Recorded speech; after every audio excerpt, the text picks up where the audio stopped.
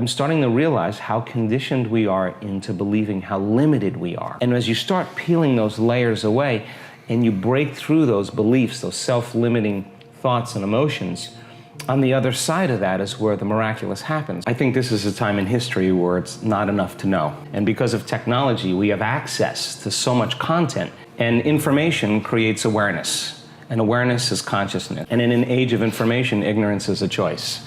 There's an energetic change, I think, that's taking place in the world right now where people are so informed that old models, old paradigms are beginning to break down, whether it's the medical model or the religious model, the education model, journalism, the economy, politics. It's all beginning to come to the surface because something else has to come out. And 10 years ago, information was the thing that stimulated thought, stimulated new ideas. And as we learn new things, we make new connections in our brains. So as we begin to add new stitches into that three-dimensional tapestry in our mind, we're beginning to cause our mind to function in new ways. But the key then is to apply it. You just got to understand the formula. And just like any skill or anything you learn, you got to go from thinking to doing to being. You got to take knowledge, you create the experience, and if you keep doing it over and over again, you start getting a skill, or you start getting wise about how to do it.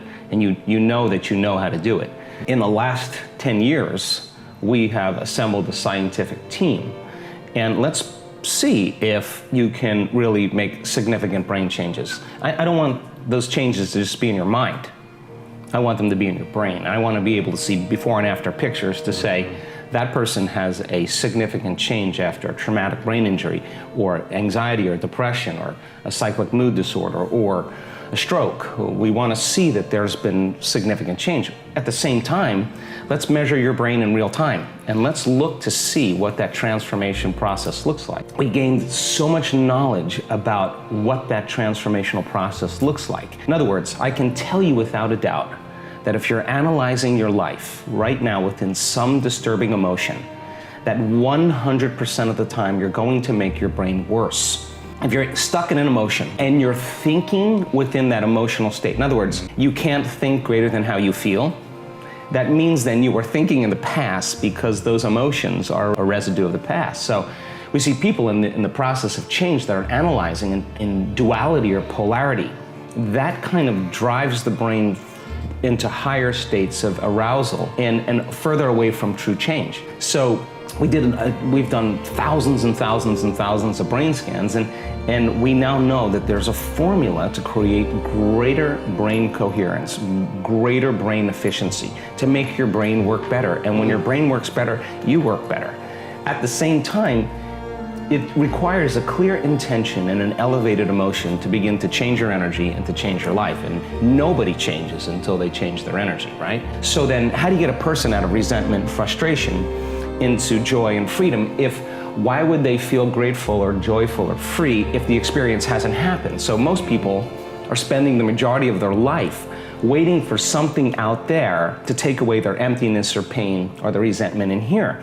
Well, if they're waiting their whole life in separation or lack, then and we create reality, then the lack is driving certain thoughts, which is creating more separation and more lack. So teaching people then to begin to condition their body emotionally before the evidence takes place in their life is breaking a significant habit. So instead of living by cause and effect, now we're beginning to cause and effect. So the moment you start feeling whole and grateful, we now know your healing will begin at that moment. The moment you start feeling worthy and abundant, your wealth is coming. You're generating a certain amount of energy, a certain amount of wealth. And so let's stop telling the story of your past and let's start telling the story of your future.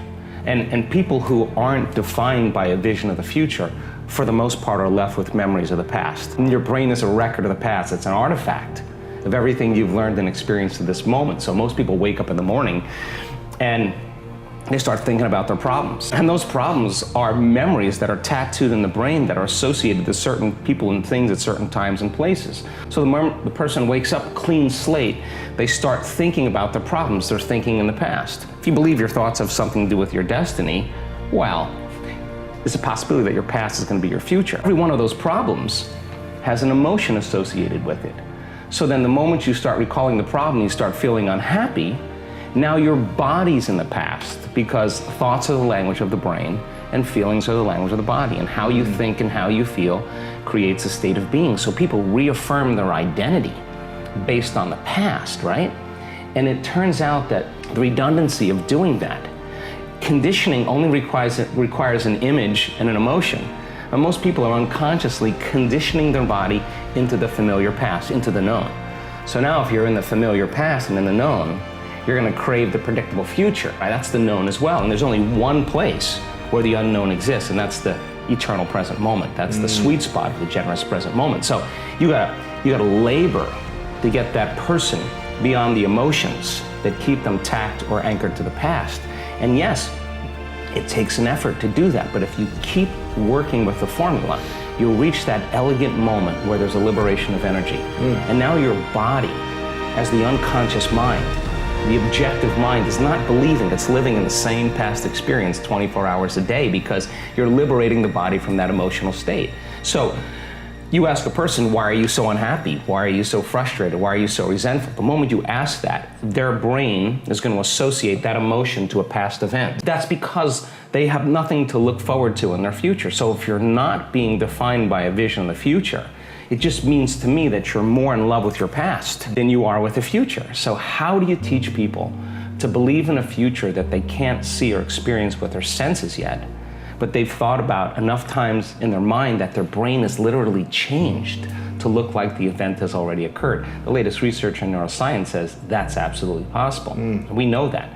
And how do you teach a person to select a new possibility in their future and begin to emotionally embrace that future before it's made manifest to such a degree that their body, as their unconscious mind, is believing it's living in that future reality in the present moment, and they're signaling new genes in new ways ahead of the environment. Now, till their body begins to change to look like the event has already occurred. We've proven. So your body is believing it's living in that future reality in the present moment. Now think about this. The stronger the emotion you feel from some condition in your life, the more altered you feel inside of you, the more you narrow your focus on the cause, and the brain freezes an image and takes a snapshot. And that memory now is embossed in the brain. It's branded in there. So then people think neurologically within the circuits of those past experiences, and they feel chemically within the boundaries of those emotions. And the stronger the betrayal, the stronger the trauma, the more the body's living in the past, right? So how do you reverse that? So now, if you truly got passionate about a future, we've all done this.